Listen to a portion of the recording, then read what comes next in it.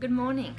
Today we'll have a look at what finance is available when buying a property off the plans or wanting to build your own home.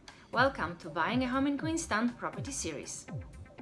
Many of my clients are attracted to build their own home or buy a property off the plans because not only you end up with a brand new home, also the banks are more open with their lending for properties that are being sold as brand new. Sitting with me today is Stuart Mitchell of Lawn Market Queenstown. How are you, Stuart? Hi, I'm good. Yourself? I'm great, Good. Thank you. Yes, nice sunny day out there. Beautiful. Yeah, it's a bit crispy, but looks stunning. Right, we're not heading up the mountain today, so we're No, busy working. unfortunately not. No, and I was at the Gold Coast last week, and 9:30 in the morning, 25 degrees, and I left Queenstown. It was -4. So -4. a bit shock to the body. Come and But, visit. Yeah, plenty missed of Queenstown snow. though.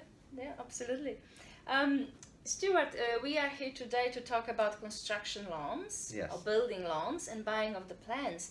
And I can see a lot of building activity happening, just in the area where your office is here, both residential and commercial. So tell us, why is it the banks favor, lending to new builds? Yeah, sure. Well, probably 40% of what we're doing is land and build and buying off plan. And a big reason is why we've discussed in the previous episode with regard to Reserve Bank of New Zealand's rules and legislation. New build is actually exempt from these caps that they've got in place on the banks. So what that means in English is that every day of the week, lenders can lend to people with less than 20% deposit to build. So it's encouraged to build because there's a housing shortage in New Zealand, so they can't afford to cap new build. Right, so this is the opportunity for you guys to buy off the plans, and we're selling a lot of properties off the plans with our biggest project, the Remarkable Residences, where eventually they're going to be around 220 new houses available. Yeah, You're and dealing with that as well? Yeah, and they're what we call turnkey. So Turnkey. or off plan. So you pay a deposit, and then you pay nothing until completion.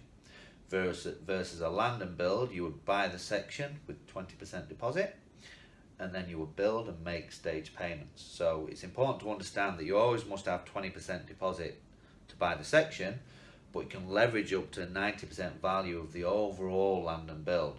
So 20% for the section, but that 20% of the section generally covers the full 10% of the land and the build project. So there would be no further cash required. Right. So that's the important difference there. Yeah, definitely. And also there's a break for investors by buying land and building or buying off plan. So we mentioned previously that to buy an existing property as an investor, whether you're a Kiwi or overseas, you must have 40% deposit. If you want to buy off plan or build, you can do it with a 20% deposit as an investor. Any day of the week, because it's exempt. Yeah. When we're talking about overseas, we can use 20% if you are based in Australia, or an expat based in Australia. Further afield, it'd be 30% deposit and case-by-case basis. Right, it's still pretty generous, isn't it? It's still pretty. Yeah, definitely. You can see why more people are leaning towards building, for sure.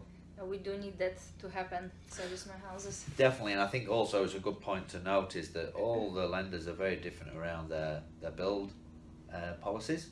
So something we really factor in is if you've got an owner occupied that's got less than 20% deposit, some of the lenders we work with will recognise the valuation upon completion of the build rather than just the cost to build. So if you've got a 10% deposit, your land and build's worth 10% more than what you paid for it at the start.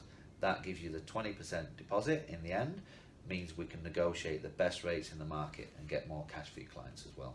That's a very valuable piece of information. Yeah. Thank you. I think it covered the basis there for different scenarios here.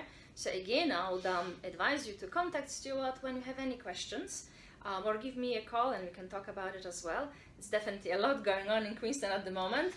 There is. Take advantage of that. Thank you, Stuart. No problem.